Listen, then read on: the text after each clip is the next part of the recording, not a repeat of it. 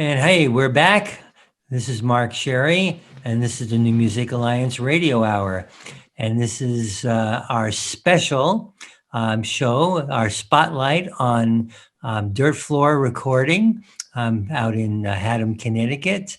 And we have Eric Lichter, the producer, and not only producer, but he's also a singer-songwriter and plays on many of his clients' songs, but he also writes his own songs, and we just did one by him. We started off with his tune, Lily's tune, and then after that we heard Free Bird Flying by Kerry Bowers. So Eric, we have to talk about Lily's tune first, because you told us a very special reason why you wrote that song. Yes, it's true. I wrote that for my wife for Valentine's Day. And I wanted to surprise her with it. And that's what I did. Nice.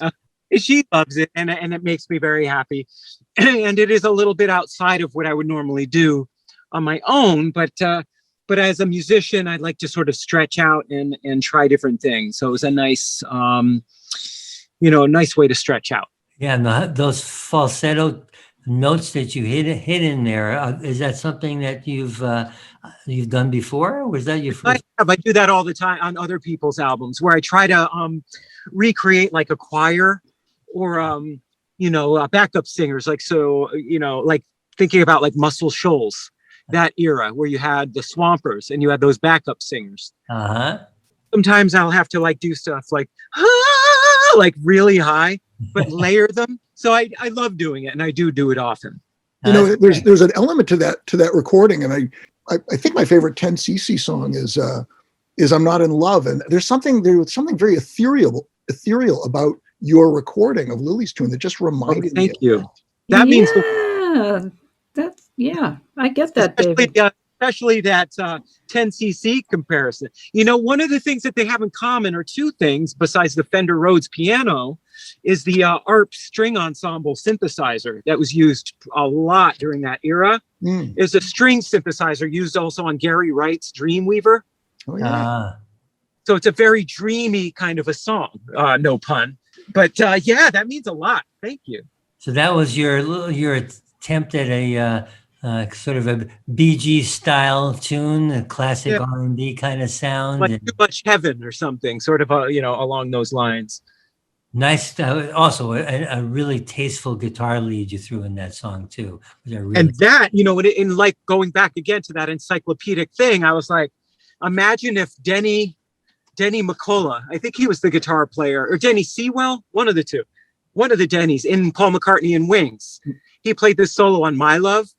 That guitar solo in that Wings song is just such an expressive solo. I wanted to do something like that. So I used a hollow body into a small combo amp and played this little guitar solo, and then that was it. One take. After your song, we heard Kerry Bowers doing Free Bird Flying.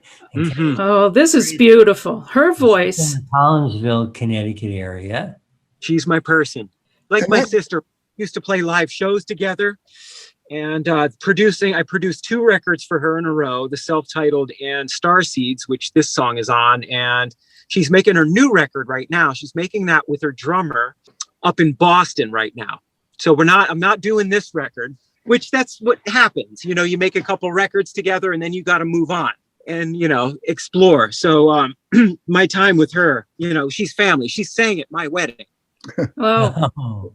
Yeah. That's how special she is to me. But that song is special because I did a string arrangement. I mean, aside from how incredible the song is. That orchestration was great. Good. She set me loose on it. She was home in where she was, and she trusted me. And I created a whole string quartet part off of it.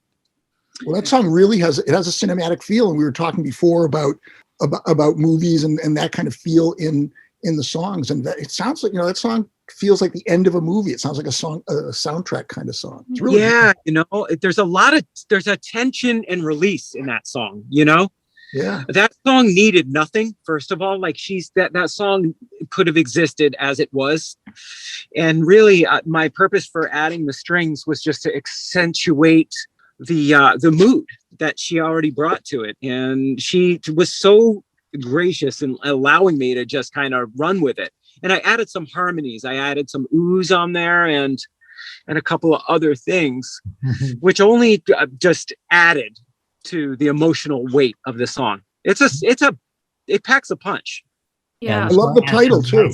Free bird flying. It's nothing like the other free bird. The other free bird. Free bird flying just has such a great feel to it. I love it. Yeah, this song has got great imagery. It's really, really nice imagery. The lyrics as well. And Carrie Powers is she's got a little bit of an extensive background. Back in 2014, she had one of the top 50 folk albums out in the country. And, self-titled record. Yeah. And she's had some of her music in both motion pictures and in television series. So she's been around. Well, she works very, very hard, and that for me is everything. You know, especially in this TikTok age. Carrie works extremely hard. She's wonderful. When we first did that record together, we didn't expect that outcome. We didn't expect it to do what it did. And it was nerve-wracking when we made Starseeds, the record that followed, because it was like, well, how are we going to follow that up? We felt the pressure, but then at the same time, I said, we got to put this pressure out of our minds and let's just have fun. And it did. We topped it. We did what we set out to do with that record. Sure did. And that last, basically the last block that we're going to do today, we're going to bring it up a little bit in terms of tempo. And we've got 3 tunes, and we're going to start out with Brian Dalzani doing Loverloo.